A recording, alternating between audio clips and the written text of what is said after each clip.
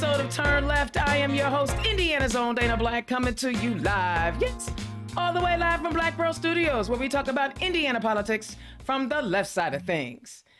Woo! It's been a long weekend, y'all. I ain't gonna lie, I'm a little tired, but I'm also a little bit more energized. We were down in French Lick connecting and learning and growing and supporting Democrats from all nine congressional districts, you know, as many counties that could show up. I'm telling you, it was almost like pre-pandemic IDEA. Not quite, but it was real close. And I tell you what, it was amazing to be able to fellowship with Democrats and feed off of each other and inspire each other to be better. Because I'm telling you, I got a chance to hang out with some amazing folks that I hadn't had a chance to get to know. And I am super excited about who we are as a party. I'm excited about who we are with our candidates. I think 2022, we're going to surprise some people, and it's going to be a lot of fun, right? Before we get started, though, you know, I apologize for the Thursday that I did not get to come on the show because some clowns in first class decided that they wanted to be extra clownish. And so my flights were delayed and canceled and all of that good stuff. So I didn't get back to Indianapolis in time to interview who I have on tonight as a special guest. So I apologize to the viewers who were looking forward to that and had that on your calendar, but I have her here tonight. And also, you know, it's been a couple of weeks since we had that special session. And I don't know if you guys are lucky enough to, you know, either go watch the special session on YouTube or watch it live. But I want to send a shout out and a special thank you to every Democratic legislator that serves in that state house. They were verbally abused by the right for 2 weeks. They were called everything but a child of God in those 2 weeks. And I believe a lot of them are going to need a little therapy, because I know I probably should go, because I have never witnessed the blatant disrespect that we watched over those 2 weeks. And our legislators held it together. They performed admirably, and they argued. And they have argued vehemently for the protection of women's reproductive rights. We knew it was going to be a hard slug and that we needed to pull some of those Republicans on our team to vote that SB 1 down. We didn't get enough of them, but there were a few Republican women who, you know, talked about how terrible this piece of legislation is and how the law will have unintended consequences. We're going to see women die. We're going to see young girls be traumatized over and over again. A notarized affidavit? Are you serious? The pure dismissal of a woman and her right to decide what happens to her body. See, the part that gets me is people act like everybody wants or believes that everyone should have an abortion. That's not it. That's not it. Frankly, I don't ever want anyone to have an abortion, but that's not my choice. I am a pro-choice person. I believe whatever happens to your body is your business, and I'm gonna fight like cats and dogs, right, to protect it. But if we really want to stop unwanted pregnancies, why don't y'all do something with those men who keep on raping women unprotected? See, if we do something about that rape culture, we might reduce the number of needed abortions. But y'all don't want to talk about that. Y'all don't want to hold the men accountable who are violating women's bodies and little girls' bodies. Y'all don't want to do that. And then there are people who want to pass legislation in other parts of the state, in other parts of the country, for folks to have to take DNA tests to make sure it's not their boyfriend or husband's child, like a boyfriend or husband isn't capable of rape. The pure dismissal of a woman's right to choose and body autonomy is atrocious. But if we want to make a change and fix all of this, then we need to make sure that we elect the right people. Okay, look, I need an assistant. I need some help. I found the power cord. It was missing. You know, I have a mobile studio, so it's a laptop. So sometimes I misplace things. Nicole will tell you that's how it goes. But anyway, I was ranting and I was thanking our elected officials for fighting for us. And that's where I'm going to leave it. So let me read some news to you. First up, the Indiana Republicans on Saturday picked Rudy Rankum to replace U.S. Rep. Jackie Walorski on the November ballot after Rankum won the endorsement of the late Indiana Congresswoman's husband. Now, look, if he's anything like that last one, and listen, I'm not getting ready to talk ill of the dead because she's dead. I'm sorry about that. And I hope her family is okay and is healing and finding peace in that. But y'all, we need to get with Paul Steary, who was running in the 2nd District as a Democrat. That's who we need to support. We need to make sure that we turn up and turn out for him. Because I don't care if it was Jackie or whoever else that other red person is that's running on as a Republican. We need to flip that seat. All right? So congratulations for winning your primary, but we as the Blues, we about to take y'all down. We about to work hard to get rid of you.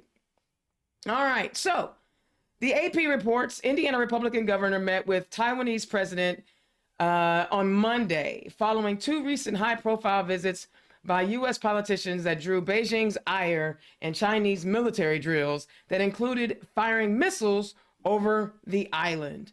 Governor Holcomb arrived Sunday evening in Taiwan for a 4-day visit that will focus on economic exchange, particularly in semiconductors, according to a statement from the office. You know, I ain't mad at the governor for going out trying to find a way or a means to bring businesses, but we already know that typically the jobs that he's looking to bring to Indiana are low-paying jobs, low-wage jobs. Do what you do. My thing is, are the Republicans going to go off on Governor Holcomb for going over to Taiwan like they did Speaker Pelosi? Are they going to go all the way in on him for pissing off and making the Chinese mad? Probably not. So don't wait on it. Don't wait on it. All right. Some fossil fuel news I want to read to y'all real quick. Bloomberg reports CenterPoint Energy is delaying retirement of a coal-fired plant in Indiana as a surge of wholesale electricity prices and uncertainty about some renewable projects undermines President Joe Biden's push to decarbonize the grid. CenterPoint plans to keep operating the 90-megawatt Cully 2 unit near the Ohio River until 2025, according to a meeting and presentation on Thursday. That was last week. Previously, the company had planned to shut the facility down in 2023. It's just the latest move by U.S. utilities to prolong the life of fossil fuel assets to address uncertainty about the pace of transition to renewable energy sources. Earlier just this year, NiSource Inc. said it would run 2 coal units an additional 2 years as a solar trade probe spurred delay in renewable projects nationwide. I wanted to share that because, as we know, they're talking about down by the Ohio River, which means, you know, that's that Evansville area.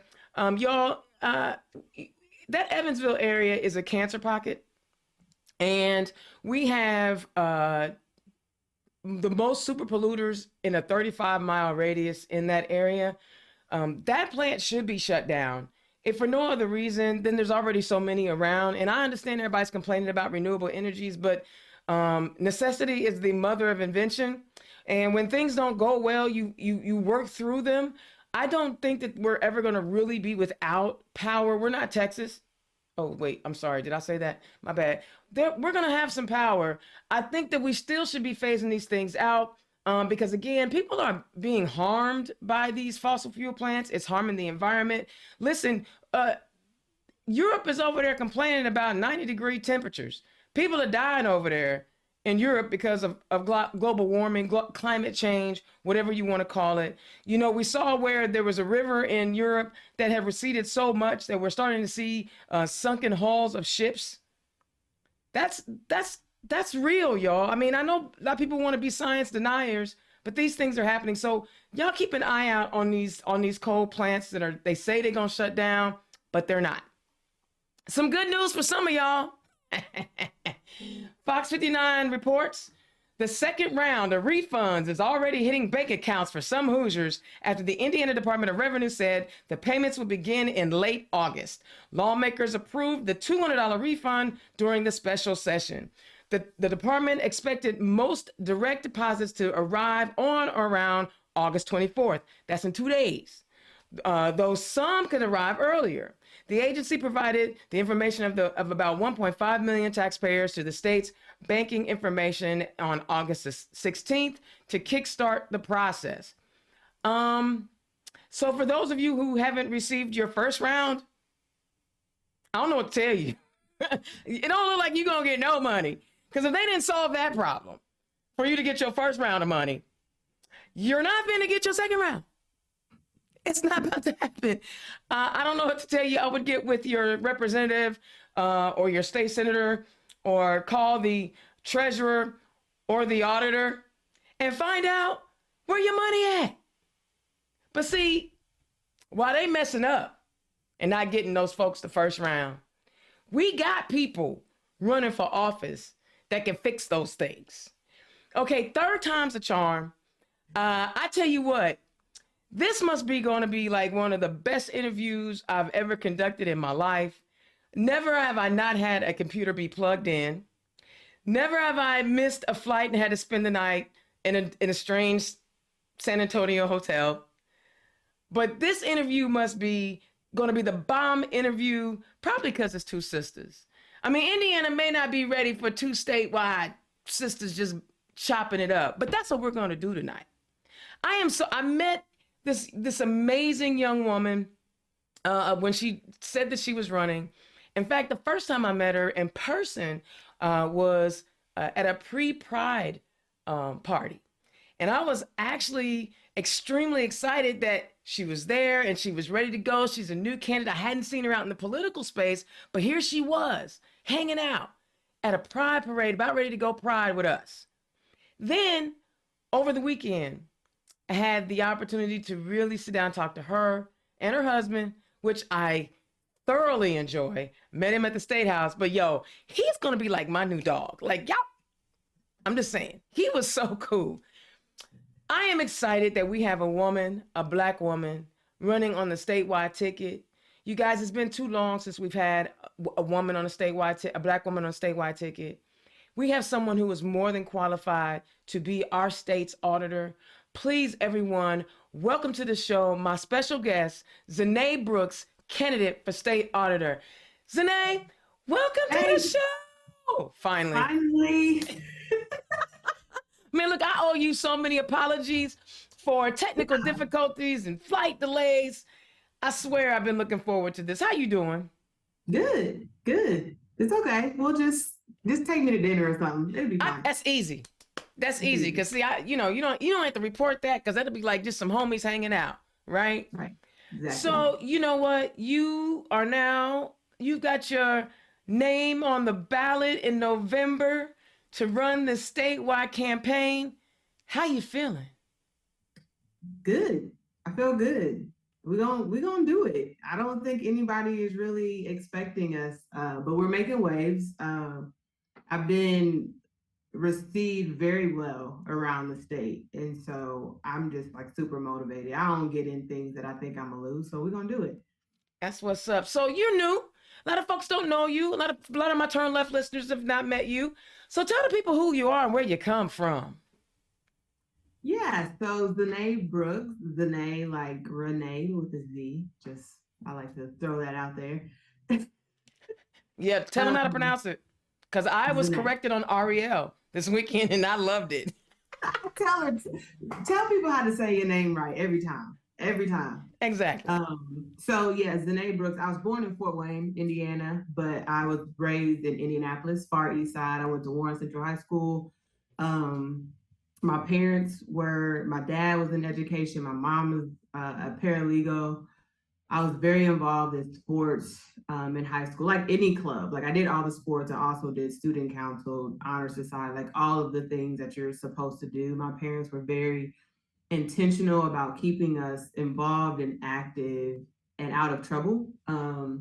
So I ended up getting a scholarship to University of Louisville and ended up majoring in accounting and came out of there a Big East champion, had an accounting degree, did 2 internships and came back to the city and worked at a couple different CPA firms and now work at Cummins. So I've been accounting finance professional for over 15 years and really still have that community service heart. My husband and I pastor a church. My husband pastors. I'm the first lady. I think I'm the pastor sometimes, but he is Ain't really nothing the wrong with it. pastor. But we, it's very community focused. It's a missionary Baptist church, and part of the missionary is being really intentional about serving the community, and so we take that to heart.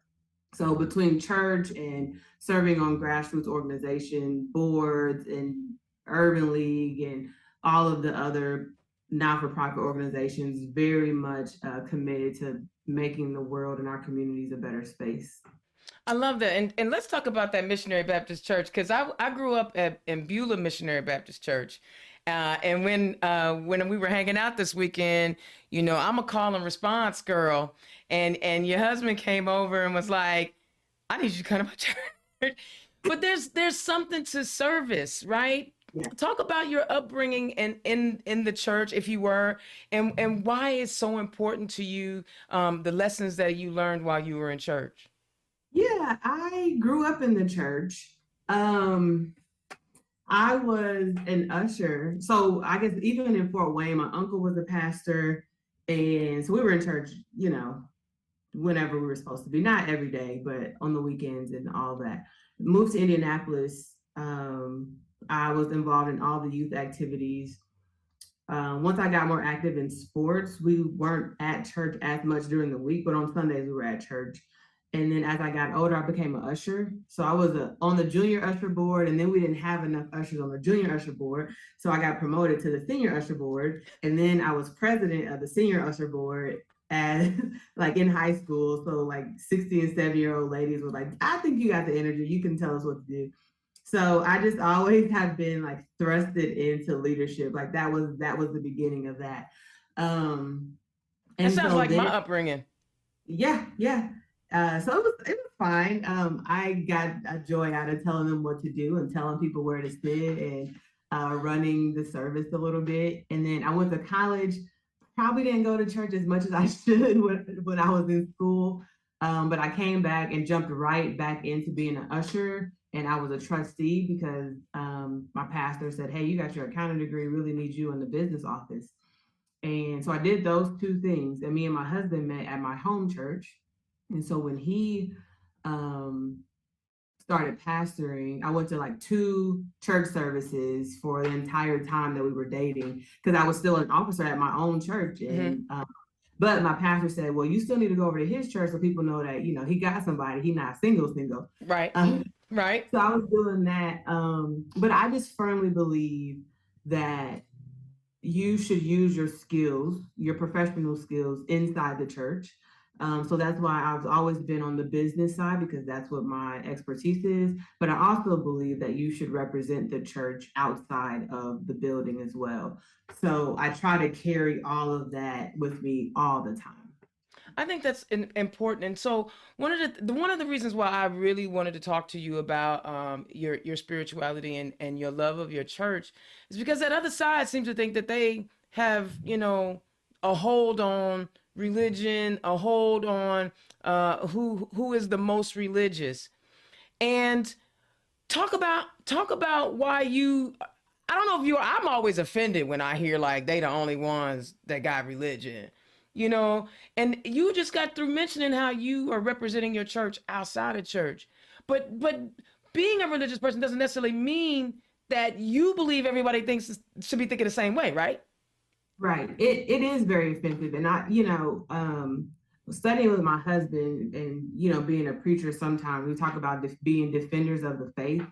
And I really feel like, especially the past couple of years, we have had to be defenders of the faith and of the church. I get very offended when people even criticize or talk bad about the church, because most of churches are doing the right things, but the loudest noise comes when, you know, one person messes up and now that's an indictment on the full church. And so I'm very offended by that. It is also offensive for people to act like they are the face of what being a Christian or a person of faith looks like, Mm-hmm. and using that to basically oppress people or condemn people or restrict people's rights or make policy, which is like the opposite of what we should be doing as people of faith. And we, when you think about the Bible and when Jesus would go and criticize the Pharisees and the Sadducees, it was the spiritual leaders and the religious leaders who were doing the same thing now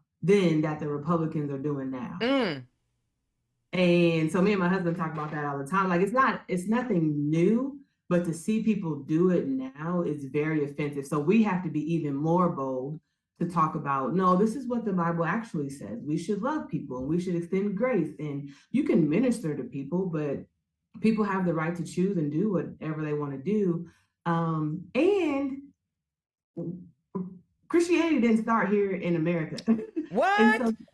so many different faiths and belief systems, and Muslims and Jewish people and atheists and just Mormons, like everything else. And it's just crazy how we have used Christianity to really make policies that aren't in line with basic human rights. It's frustrating. And it sounds like you know within your faith how to separate out your religious beliefs and policy making.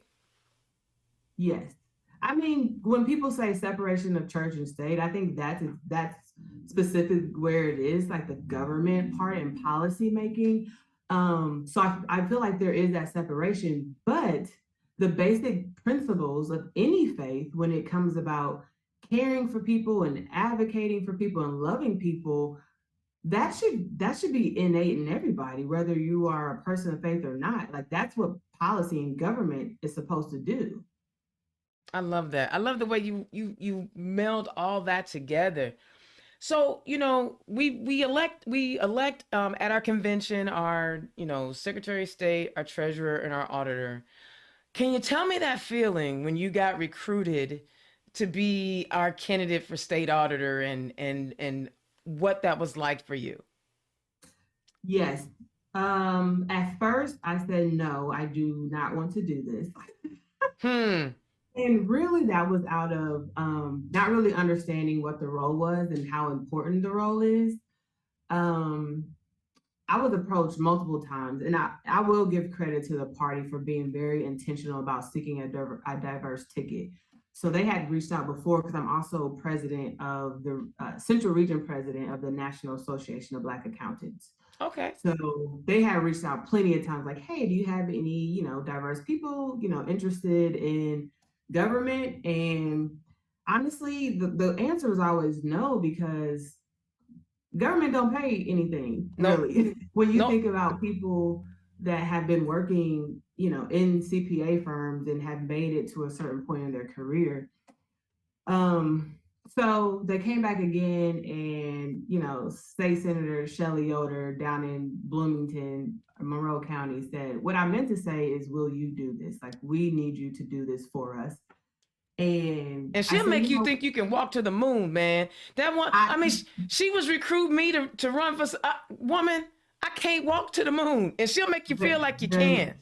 Very much. I was on the phone with her for probably 2 hours. And I said, girl, okay, like, let me think about it. Like, and so it was very much that conversation. But then she said, let me connect you with a couple other people who have run for this position before, have a little more, because I just had read it on the website. I'm like, that doesn't sound that exciting. And I've been very intentional about my career and doing things that I'm technically skilled to do them, but I have to care about it. So that's how Right. I found myself, like, at the foundation or in corporate responsibility or, you know, doing not-for-profit audits. Mm-hmm. So aside from the technical part of the role, there is some power in the role. And when you think of it from a large scale, being able to really affect how money is reinvested back into communities and to really be able to affect change at a larger scale, I thought, well, yeah, like I could totally do this. And who is actually more qualified to do that when I've been doing this for my entire career? And Right. so this role puts everything together. Um, so I made up my mind actually pretty quickly. I didn't have that long of a time actually to make up my mind before I had the paperwork.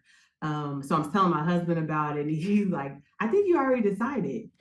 He was like, I need more time to think about it. But for me, I just felt like once I really digested it, it was, and I said this, I think Saturday when we had the Dig in Your Heels event, it's really standing at the at the point of preparation meets opportunity meets purpose. Mm. And so now it's not hard for me to make a decision, say, yeah, I can do this, because when I think back of all of my career, my experiences, the things that I care about, it's the logical next step. Oh, that makes sense. And you know what? I have been so impressed talking to you. By the way, if you guys like what she's talking about, make sure you click on her donate link. It is right there for you to click on. You know me, we need to raise those dollars for these statewide candidates. And tonight it's ZaNai Brooks. So make sure you donate to her campaign. You know, talk about, for a lot of us, we don't know what the state auditor does. I know I really don't. I'm more into the policy making side of politics. What is a state auditor? What do they do? Yes. So the state auditor is the CFO for the state. Oh, So a couple of things, which I don't know why they call it an auditor. Now, in some states, it's different. Some state auditors do actually perform audits of counties or organizations.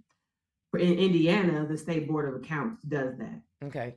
The Indiana State Auditor is the CFO for the state, so Okay. oversees literally the accounting and finance Yeah. functions, so paying the bills, paying employees, overseeing the deferred comp plan for employees, internal controls, financial reporting, all of that jazz. The other part, the power part, is it sits on the State Board of Finance. So it's the Okay. auditor, the treasurer, and the state budget director. State budget director is appointed by the governor. Auditor and treasurer are elected positions. This committee is basically an extension of the legislature. So Okay. the state budget director and their department and the legislator really come up with the budget, right? Okay. When they're not in session, this committee meets monthly and approves or denies money that is transferred between different agencies. Oh. So even So, after the legislature puts together the budget and it gets passed and it gets signed, there still can be some items that are removed from that budget well, or not so much removed, but transferred. So an transferred. agency, they don't look like they're gonna spend all the money. They may contract or have an MOU with another organization. So we'll give you the Oh, money, wait, but wait. What's the MOU? You throwing out acronyms? a memo of understanding. Okay. So they have a contract basically with another organization to perform the service. So, or one, or we have budgeted or appropriated, it's an accounting term, a government accounting term, but we've appropriated this state agency to receive this many dollars to do this thing.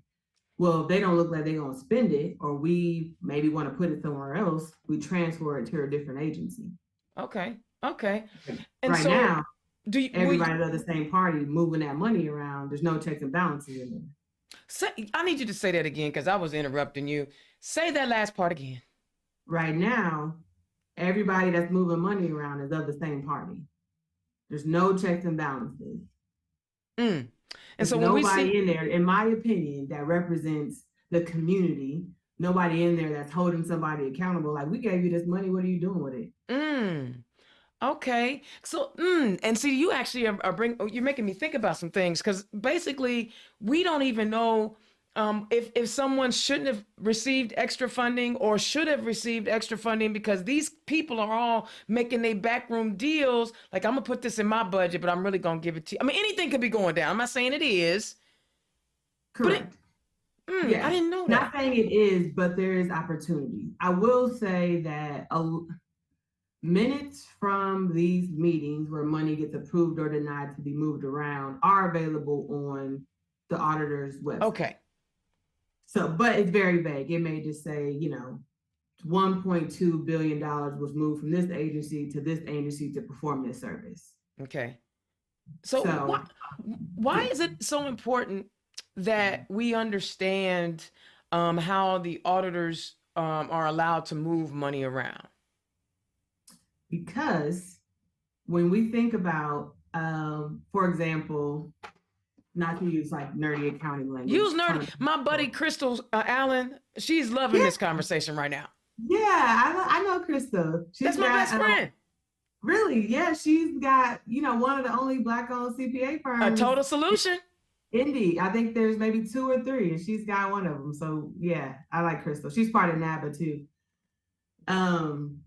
Yeah, it's important to, so what I try to tell people in the most simplest terms is that if you run a business, if you run an organization, a church, a school, anything, one of the most important roles is your CFO, like your accountant person, to understand like how the business is doing, what's the health of the organization, where are we spending our money, blah, blah, blah.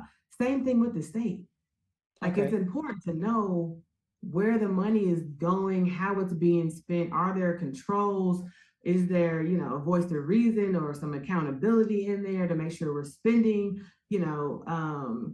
appropriately?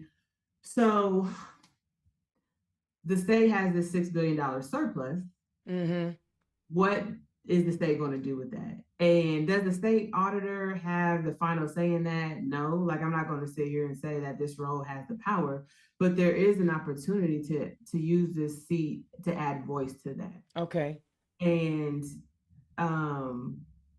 there's influence there. There's influence there. And I think this is an opportunity to elevate this position in a way that it's never been used before.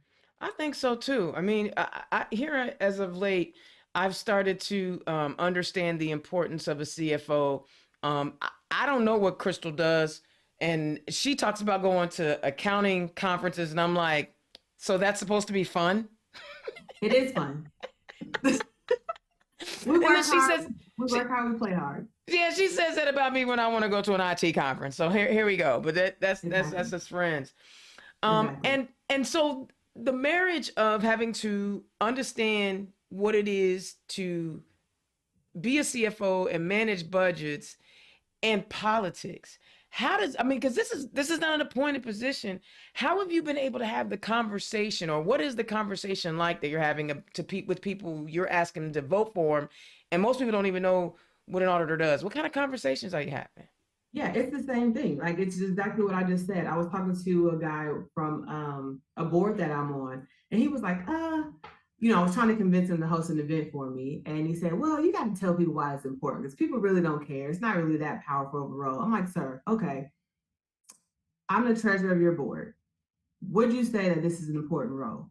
And he's like, oh yeah, super important. Like, I come to you for business decisions and strategy and da-da-da. I'm like, so is that not the same thing, right? And so that's what we're talking about. Okay. Accounting, finance is essentially the language of business. That's how we talk about it. You can look at your financial statements to figure out the health of your organization, in this case, the health of your state, what you're investing in, what do you care about, the longevity of your association. When we think about this $6 billion surplus, how are we going to use that to affect the lives of people? Okay. When we know, and you may know these stats more than I know, the state of Indiana ranks lower in a lot of things. Absolutely. Food access, we're at the bottom of the barrel. Education, healthcare, especially for Black and Brown communities. I think we're okay with infrastructure, but our water is very bad. So there is a lot of ways that we can reinvest this money back into communities. I think the criticism of our state is that we've used a lot of our surplus to pay down the state's debt or reinvested it to have a better credit rating. But our people are suffering because we're not investing back into the people. Absolutely. Absolutely. I mean, we already know that we have a teacher shortage because we are not funding and paying our teachers what they deserve after we've scared them to halfway death with crazy mouth breathing. Dana, don't say that. Good old boys yelling and screaming at them. Yeah. I'm sorry. I'm trying to be better. But the governor just said, okay, we're going to invest $111 million in literacy. Like last week, he came out with that. Is that something that would go through your office? Like, is that a conversation you would have with the governor? I don't know. I think that, that will come through state budget director. Okay. Ultimately, the payments come out. But like I said, I have never been in a position where I haven't added a voice. And Okay. I believe if you remember when Michelle Obama was here a couple years ago, and she said, if you're at the table, people should know you're at the table. Don't be Yeah. at the table saying the same thing as everybody else. Or if you are, then what is the point of you being there? Yeah. And I was like, yes, sis, like that's what I've been doing. Like I try to make my presence known. So my point in saying that is regardless if it's under my purview or not, I'm gonna have something to say about it because that's just how I am, especially when it comes to finances. And ultimately, when I say paying the state's bills, paying the employees, paying the vendors, a lot of that does come through the state auditor's office as the final step. I like that. And I like that you're taking that stance. And it sounds like, you exude confidence in your knowledge of being a CPA, but also just in your person, right? Because you're right. We see a lot of people who get in positions and they're just placeholders or paperweights, and I know personally that I've asserted myself and, they try to slap your hand, but I move it away because I tell them I'm grown. You tell people you grown, sometimes, you know, but that's good. And I love that attitude about I'm going to be in the room and I'm going to make a statement. So as Right, you're, because what else are we doing there? Like if we're not speaking up on behalf of ourselves and our communities, what is the point? exactly. It's really disrespectful. I said this the other day. It's disrespectful to hold a position of power and not do anything to affect change in your communities. And the fact that you actually recognize it's a position of power. A lot of Yeah. people don't even recognize it's a position of power because it's the auditor, right? And when you think about being a woman, a person of color, a black person, and then a black woman, because I have to put all that in there. What does it mean, and how are you feeling on the inside, knowing that you are representing a lot of people, and your representation matters? How have you been dealing with that? It's still sinking in. To say that November 8th, I could be the first Black woman to ever be the state auditor is like crazy that we're even still having first Black woman anything. Mm-hmm. So it's still sinking in, but I don't take it lightly. Right. So when people say like, how does it feel? Like it's a responsibility, just Right. like it's a responsibility to be the first lady of a church, just like it's a responsibility to be, an older sister or the captain of a sports team or any position that I had. Um, I don't take it lightly. So it's very important and representation does matter. So when I think about my career and having advocated for people of color to have a seat at the table in the accounting finance profession for over 15 years, this is the same thing. When Mm-hmm. we look at our state house, there are some women of color, there are some people of color, but we don't have enough people in there because we got this super majority on the other side. Mm. And then there's so few of us in there, it's a deterrent for other people to come along. Mm. So if I can be in there in my specific skill set and encourage somebody else who's young or black or brown or a woman or just different to say, you know what, I can do that too, and I'm willing to use my skill set to help people, then that's what it's really all about. That's really what we should be doing. If we get enough people to come in, then we can really affect change. And I'm fine with being the trailblazer for that. And I think that's interesting. You bring up an interesting point. Sometimes we don't want to be in a space because there's not a lot of us there. But if we don't kick the doors in, then we won't ever be there. And then policy will always be happening to us versus us Yeah. happening to policy. I like that Somebody said, attitude. well, don't just let people, don't just be the token, don't just let people use you to get the black vote. I'm like, why not? What are we talking about? Like, we need more black people in this space. So Oh if I yeah, gotta be they the they token always for a little bit, then that's fine. I'm not gonna forget who I am. Like I recognize in a lot of spaces, I am the token and I check a lot of boxes right off. Like I check black, I check being a woman. You check another one, right? And so like man. sometimes we check all the boxes so they kill multiple birds with one stone, and that's fine if we continue to create space and path for the people coming behind us. So I'm fine with using whatever it is, my platform to create space for other people. Absolutely. And we also do it without fear, Right. I think that's the other thing. People are afraid to do something because no one else has done it before. But it's like when you really feeling it and it's really something that you really want to do, who cares what they think about what you're trying to do? You don't need permission to serve your community. You just Right. don't need it. You know? No. So I'm loving that. And one of the things I noticed at IDEA when we were doing our training classes, you got a look. You got one of them looks. Yeah. My mama used to have it. Man, you got like I wanted to call on you a couple of times. I was like, I'm gonna wait till she gives me the okay look to call on her. Ain't nobody finna mess with you. I'm trying to get better about the look, but No, sometimes they need it. on. No, keep the look because sometimes they need to know it. They need to feel it like I felt it. That way they back up off of you when you need them to. Yeah, You right. know. We're not playing. So tell me how running for office has been on your life. You are running a statewide campaign. Talk about some of the things you've been doing on the campaign and how it's impacting your life. It has been a significant juggling act because I'm still working full time, right? Oh. I mean, my job is very supportive, so I appreciate that. It has helped me prioritize Mm-hmm. things. I think people often feel like, oh, you got too much going on, you got too much on my plate. Not really. I feel like it all aligns. It's just prioritizing what's important. This happens to take precedence at the moment. So I've been able to kind of shift or delegate or something just not important right now. Right. So like I have a blog, I've kept up with that. Some of my NABA stuff at president, I've been able to delegate to my vice presidents. Same at work, I've got a full team of people that are doing things. So as far as the campaign goes, I do have a team. I have Ariel Brandy out of South Bend, who is my campaign and senior advisor. Farron Jones is my campaign manager. Heather Savage is my sister. She's my campaign manager. So we got a team of people that are helping kind of run this show. My sister does my scheduling. Farron oversees a lot of the committees and makes sure people are doing what they're supposed to do. And Ariel tells me who I need to talk to, how I need to do it, keeps us on track because she's been around this thing for a long time. So I've been traveling the state. I've been to Lake County a couple times, Maryville, Cherville, Gary.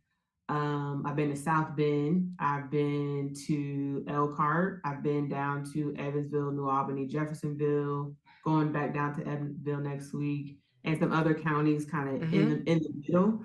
I, um, I've been everywhere. I'm really also though trying to hit non-traditional spaces.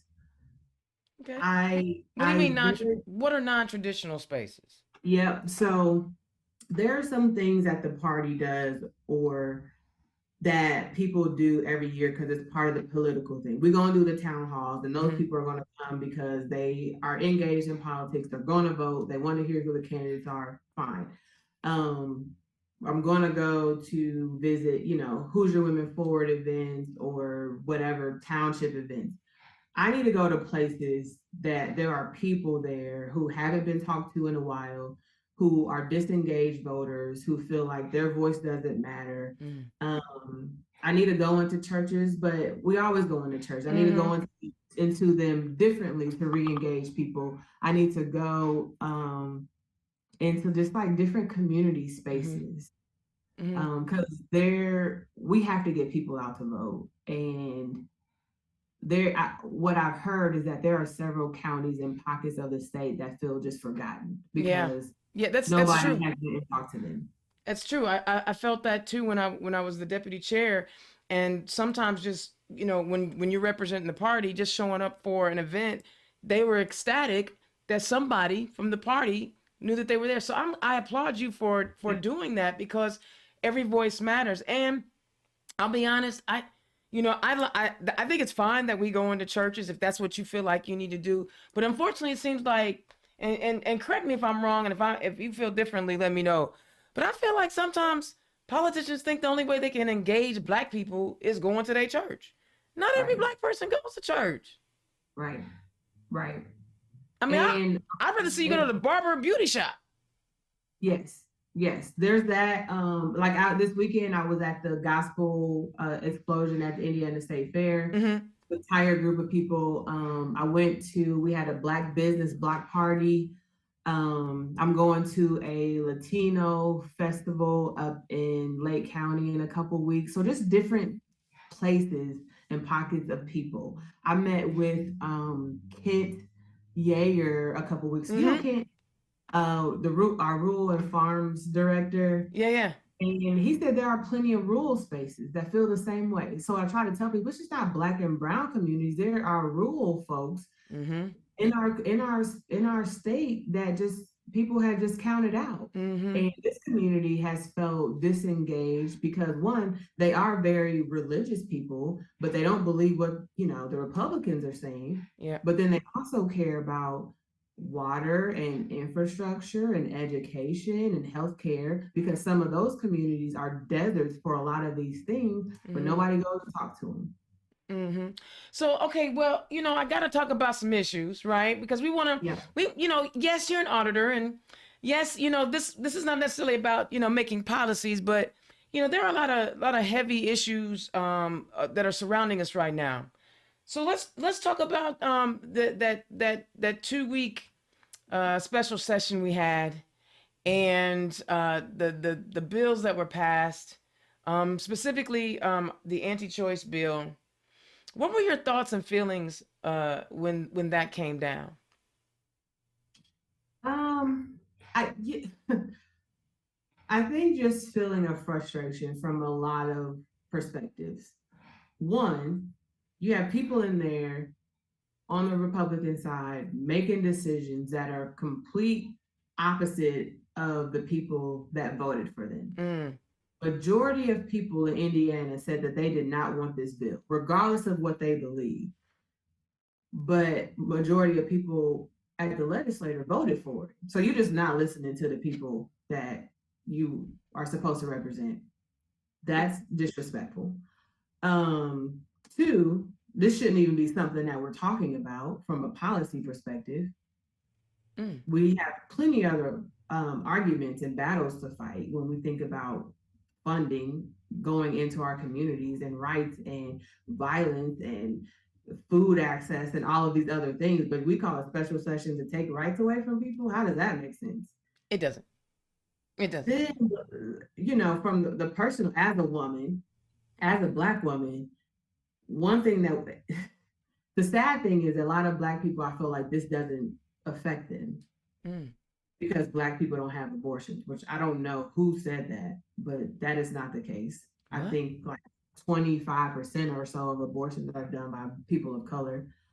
Um, our infant mortality rate is very high. Mm-hmm. Black women in Indiana die at a higher rate from giving birth than any other population. So Mm-hmm. now we're forcing people to give birth, and we're not even fully funding healthcare so that when they do give birth, they Right. have access to keep them safe. So I was reading the other day that this policy is making it 33% more dangerous for a Black person, a Black woman, to have Mm, a baby in the state of Indiana. So I've never given birth to kids. I don't have kids. I'm cool with kids. I got my nieces and nephews. That's fine. But in the event that I did decide to have a kid, it would be 30% more dangerous for me to do so mm, in Indiana. mm. It's crazy It to is think. crazy. Wow. That's a unique perspective. I don't have no kids either. My mother told me I was going to give back twice what I gave her. I said, nah, we not finna do that. Just like being in somebody's, like, why is it anybody's business? Like, why is it policy Because on whether somebody chooses to have a baby or not? And then you want to force somebody to have a kid, but you're not forcing the financial aspect of it to make sure that that kid is taken care of. It's really like a pro birth mm-hmm. versus a pro life because I think our foster care system is oversaturated. It Our is. adoption care situation is oversaturated. Our K through 12 is not fully funded. So what's going to happen with all these extra kids that we're trying to force people to have? Well, we do need to have a bunch of cheap labor. And since, Indiana ain't really trying to educate us for high paying jobs, you know what I'm saying? Listen, I like to keep it real. And you don't have to comment on this, because you're the candidate, I'm not. But I find it interesting that you want folks to give birth, but not help provide a living wage for them to take care of their kids. And then on Exactly. top of that, you are harassing teachers to the point where the class sizes have increased. I was talking to a teacher at IDEA and she was like, I used to have 135 students for the whole year. Now I'm up to over 150. And that makes a big difference. That means my class sizes are bigger and I can't get as much stuff done. There are no substitute teachers, those kind of things. Yeah. And I want to stick with education for a minute because you said your parents were educators. Indiana's education is going in the wrong direction to the point where they got to give $111 million for literacy. Mm-hmm. Talk Mm-hmm. about how you see I say public education, but talk about how you see education and where do you think the role of public education is when it comes to making sure that we have well-prepared young people for the next generation of whatever's coming our way. Yeah, my dad was an educator. He retired from Lawrence North as a dean. He was my first kindergarten gym teacher. Oh. And then he worked his way and then eventually got his admin license. And then my husband, who's a pastor, but he also works in Lincoln Middle School in Pike Township. They don't have deans there, but he does discipline and runs their Young Men of Purpose program. So we talk about education a lot. And to me, our education system is very fractured, especially in Indianapolis, where you have public schools, you have this influx of charter schools, you have these private schools, there's school choice. It's just like kids and none of these are really working together in a simple way, in a seamless way to benefit the children. But that's not new, and that's not what really was contributing to like our kids not being educated, because some of these studies go back 10 or 15 years when our schools just don't have the funding that they need to pay teachers to have appropriate after school care and activities. And I think as we continue to see, I don't think we've seen the effects of that yet. We think about what they say, like 9% of kids of color are reading at the appropriate level. Like 9. That's the total population of Black folks in Indiana. Right, and that's Black and brown kids. Wow, that's scary. So it is scary. So we're not.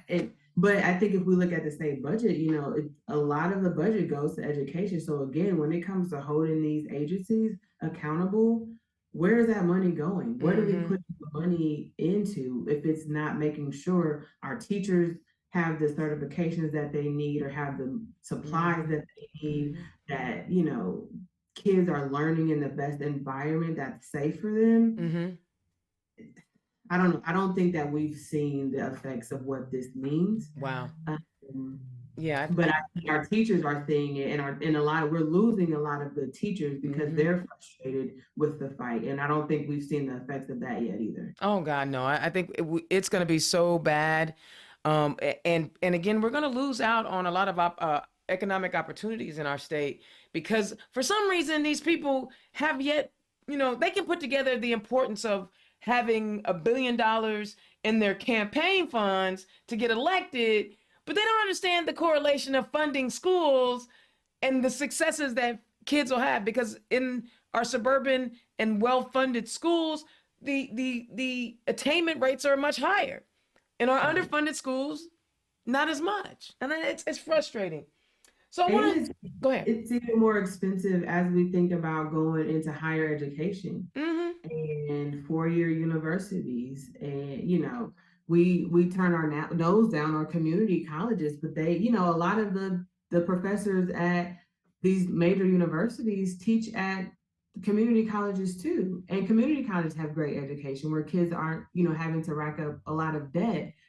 So it's just we're not thinking about education in the right way. Right. And that's why Indiana is like last in education. Right.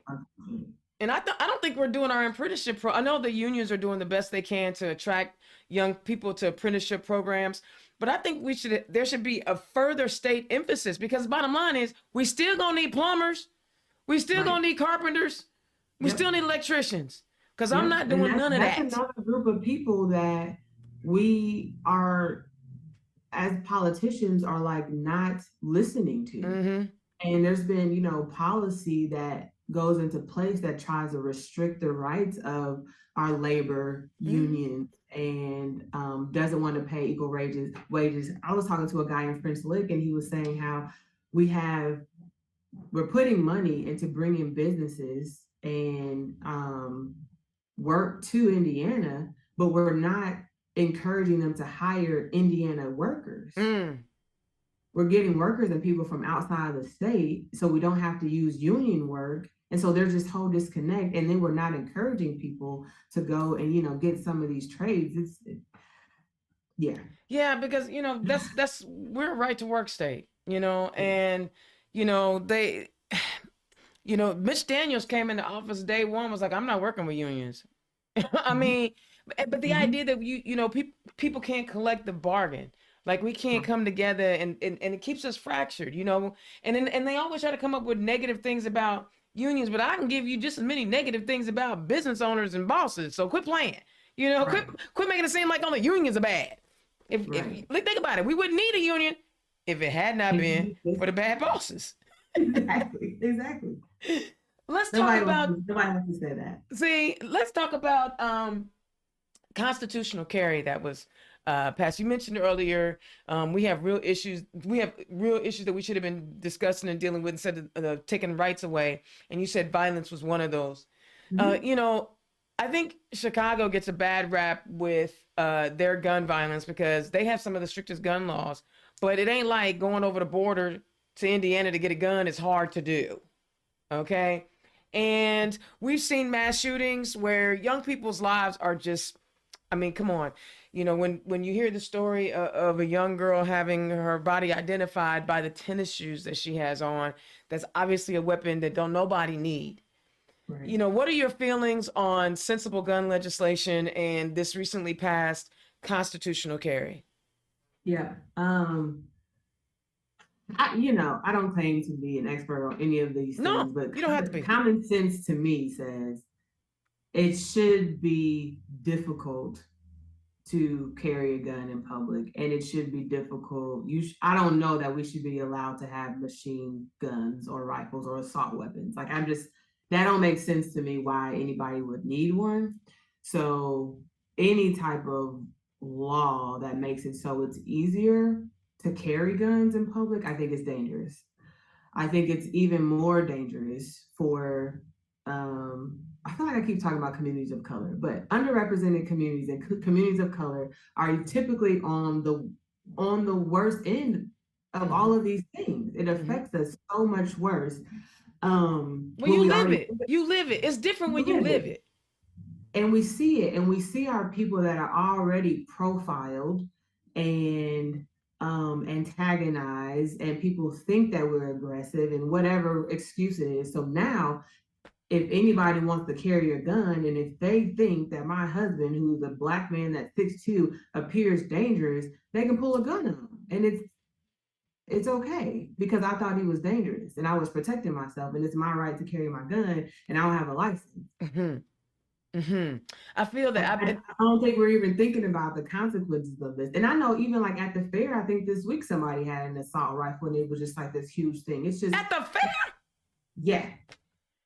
It's giving people a license to do these things that are extremely dangerous when we already got a problem with mass shootings in this country. No other country has this problem. So why are we making it easier for people to carry guns? That's causing us so many heartaches and so much unnecessary death. Man, that's crazy. At the fair, only thing you're supposed to bring to the fair is some cash so you can eat all that junk. Right. That's it. and nose It's plugs, because I dangerous. can't stand the smell of them animals. I swear I It's can't. very, I'm a city girl. I can't do the fair stuff. All yeah. right, I think, one with a last. lot of these things that there are ways that the other party can try to like justify it. And I think a lot of times you just have to think about it from the basic fundamental, like what is the effect, like what's really going to happen? And we don't like to talk about that part. Mhm. Like what's really going to happen? What type of activity are we empowering that could Yeah, be a danger to society? yeah. I'm with you on it. They don't they are looking short term, or this is what's going to get votes if I do this. I mean, Jim Lucas, God bless his heart, is such an idiot. He, again made derogatory statements against the Jewish community, and it's like, and then he acts like he don't realize what a bigot he is. Like he don't realize, but these are the unintended consequences of your behavior. So in his Yeah, instance, he literally, outraged an entire community. right, But when it comes to this gun thing, you could literally obliterate right. an entire community, and that's Yeah, what these people are doing. All right, one last dangerous. question, because my young people always talk to me about this because they know that I'm old and cantankerous and I'll be gone soon, and they hey, look, you ain't never seen a dead person come back talking about, oh, I hate being dead. They be happy up there anyway. uh Talk about climate change. I mean, because young people are looking to us. Well, you're not as old as I am, so there's that. But young people are looking for leadership from us as old schoolers to protect the planet for them and future generations. Talk about where you are with climate, and again, I don't expect you to be an expert at any of these things. I'm just trying to get a feel for you. Let the people get a feel for how you feel about these Yeah, you things. asking me all type of stuff. I'm like, good thing I actually like pay Oh, attention to you like look like you news might and current read. events. You look like you might read. I'm not confused. Yeah, you know, uh, I don't know. I think to act like climate change doesn't exist is naive. I think when you think about the changing of the sea, like it's climate change is a real thing. So I think that yes, we need to invest in it. I also think that we need to do our part. And so you see a lot of organizations like Cummins that I work with, you see them moving towards like a clean energy, new power initiative. You see investments in water to clean up water pollution and clean air. I definitely think we have to look at what are the longer term effects of some of the things that we're investing in. When you think about the cars that we're driving and how much we're driving and how is that affecting the air quality, it's a real thing. So even when we think about like what Purdue is doing with the wind turbines or whatever, and there's some give and take with it, right? Because the air turbines are supposed to help, clean energy and power and all of that. But then, there's a problem with them and birds and bats. And so what do you do? I Mm-hmm. don't think that you can do nothing though. So I kudos to people that are trying to um, have positive change on climate change, but I don't know enough to really say what we should do. I just know we can't do anything, can't do nothing and act like it doesn't exist. I love it. You know what? You're a common sense kind of woman. Very And much. as my mama used to say, common sense ain't so common. So I'm really happy that, real talk, you just down. Like when I didn't know when I gave the speech at the convention if you would be cool with me calling you a sister. But yo, I know now. You give the best like intros. I was like, I need to take Dana like everywhere we go to just like hype me Oh up no. because Too like much like too much of a good thing can still be bad. no, but it's not one, it's not good, easy to talk about yourself. So to have somebody else do it in an exciting way, because I'm not always the most exciting. Like I'm No, an you're a accountant. CPA. I'm teasing. Yeah, that's it. And I can be a preacher sometimes, but I'm still not like my husband is very charismatic. I'm a teacher more than Mm-hmm. anything. So I appreciate you, hyping me up. So it's been encouraging. There is one question I'm kind of looking at the live too. Can we answer that Yeah, question? I can't because I can't. I'm not that talented. Okay, so Tracy said, "Why do we still live in Indiana or the United States?" Ooh. She said, "Why?" And people ask that all the time, but the reality is, like, I've never wanted to leave Indiana for a couple of reasons. Like, I like the convenience of it. I get where I need to go. It's enough people, but not overpopulated. But I think there is still a lot of opportunity in Indiana. We do see investments and we see economic growth and we see some good things happening. And I think there are a group of people that can really affect change in our communities. We just got to work together and get some gatekeepers out of the way. So I'm very hopeful that as a city in Indianapolis, as a state in Indiana, that we can really turn things around. Yeah. So I am not, my church is a smaller congregation. I'm not one that leaves to go to the next shiny thing because it's easy and it's already something in place. I'm a builder. I believe that you can build where you are and make things better. So even with our church, I'm always looking for people that want to come help us grow something. If Yeah. you want to come and be entertained, that ain't us. Go to a different church. And so that's how I feel with Indiana. Like there's an opportunity here for us to build something and to create space. So that's why I stay. I love it. And, I stay because Indiana's own doesn't travel very well. I'm just saying. Clearly, because you had some bad experiences here. Man, but you know what? I was telling your husband, we were just kind of rapping. And he did the most loving thing a human could do. Um, and this is when I knew, like, this is gonna be my dog. Like, I knew. The first thing he says was, I apologize for everything a pastor, how they made you feel if it wasn't a Mhm. positive way. And it was like, it wasn't on him to apologize for what people had said, been said to me, especially, as someone who's is a rainbow warrior. And that was just so significant to me this weekend. And Mhm. actually, it was at the State House. He said, it wasn't at French Lick. It was somewhere else. He said it because we done now connected a few times. And Mhm. he said that to me, and it just because I'll be honest, I was real nervous because I've had my experiences with male pastors. Women Mhm. pastors are a little different. Like, and maybe it's because it's the woman thing, right?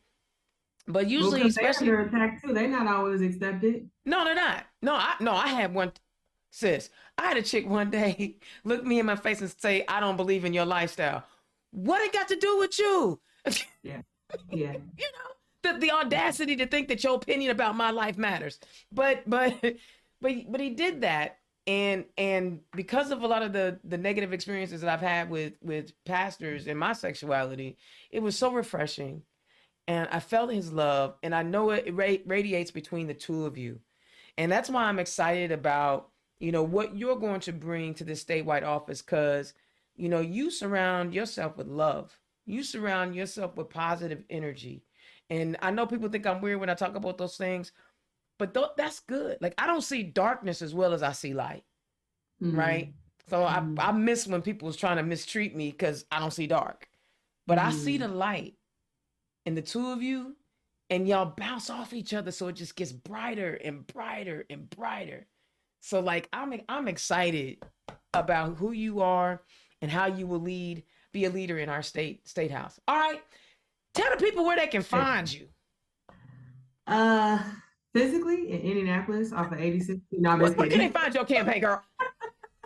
My campaign site is votezanai.com, VOTE Zanai, ZENAI.com. I'm on all social media as Vote Zanai. So I think my Facebook page is ZaNai for State Auditor, but Vote Zanai on everything: Twitter, Instagram, Facebook. I need more followers, so please follow me. I'm pretty funny. I have great things to say.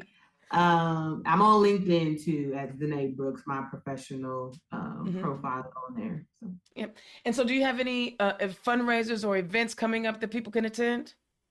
uh Yeah, there's a lot of things that people can attend. But they can find it on your website, maybe. They can find it on, I posted, I'll do an itinerary for this weekend too, because I'll be down in Evansville for a couple key events on Thursday and then circling back up. I'm like crossing the entire state this week. So I'll put an itinerary out there. Yeah, so we can find you. So we can, because we want to support you. And it takes a village, right? It takes a village. And you don't have to like come physically to a fundraiser. People can go to my donate page to donate because I do need money to travel and to send out mailers. Also, if people want to make calls for me or write postcards or walk or canvas in their own community, we need to do that too. And that's what I've been telling people. Like, I am one person. I can't get around the entire state. So I'm trying to build an extension of myself all across the state to have people be able to speak on my behalf. So if anybody has any skills, or you can just pick up the phone and call or text people, we can send you a call list and we can put you to work pretty quickly. I love it. That's so important. Volunteers are so important. And I really do appreciate you. I'm excited for you. And we finally got the interview in. All right. Thank you so much for joining. Hang on just a second before you hang up. You know, guys, I know there are a lot of y'all that are like, Liz Cheney. Well, first of all, she still voted with Trump policies, 90+% of the time. Her and her gay sister really just now starting to talk to each other because she really wasn't down with gay folks. And she really ain't down for none of the things that we value as people on the left. So I'm gonna need y'all to stop hyping her because she did the bare minimum, which was protect the Constitution. That's the bare minimum. But the reason why I even bring her up, did you see what Wyoming did to her? Her last name is Cheney. Her daddy shot a whole person in the face while he was vice president and still lived to tell the story about it. In fact, the dude that he shot in the face actually got on a press conference and said, oops, my bad. You got shot in the face and you say my bad? It was my mistake. This is a Cheney. It's like, for us as Democrats, it's a Kennedy, right? Or a Clinton. The name resonates throughout the party. Those folks in Wyoming said, we don't want that, and they fired her. Now, whether or not they should have fired her compared to the other chick is irrelevant. That's not the point I'm trying to make. The point I'm trying to make is, do you see the power in our votes? That's the point I want to make. Anytime anybody talk about my vote don't matter, my vote don't count. Did you see what Wyoming did? They voted out a legend. They all got together. She won 2 years ago that primary by 70+ points. She lost it by 30 points. Every vote matters. Every vote counts. All we have to do, and I know y'all get tired of me saying it, but all we really have to do is show up. Okay, you got 79 days left. Don't forget, you can register to vote up until the first week of October. You got to get that in. Register to vote and get to the polls. There are more of us than there are of them. There are more people who care about protecting a woman's right to choose. There are more of us that care about letting trans kids be trans kids. There are more of us that care about, extending, creating more affordable housing, right? There's more of us. All we have to do is show up, and we too can vote out every Republican we don't like. All right, that's Indiana's own Dana Black Turn Left. Guess what? That means you're going to have 2 shows this week. And hopefully I'll remember to plug in my computer. I want to thank ZaNai Brooks. And y'all, please, please, please click her Act Blue donate link. Find a way, $5. That's all. Sometimes it goes a long way. If you can volunteer, if you can give us some time, we don't have to do it every week. You have to do it every month. If you have one Saturday that you can help her out, making some phone calls or sending some emails, reach out to her and all of our statewide candidates. I still have Destiny Wells scheduled, and I'm working on getting Thomas McDermott scheduled. That one was a little bit tougher.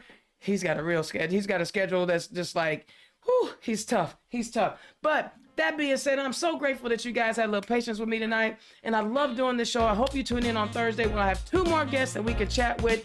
See, it's like an extra show. This is great. Remember when I was doing Turn Left specials when the pandemic started?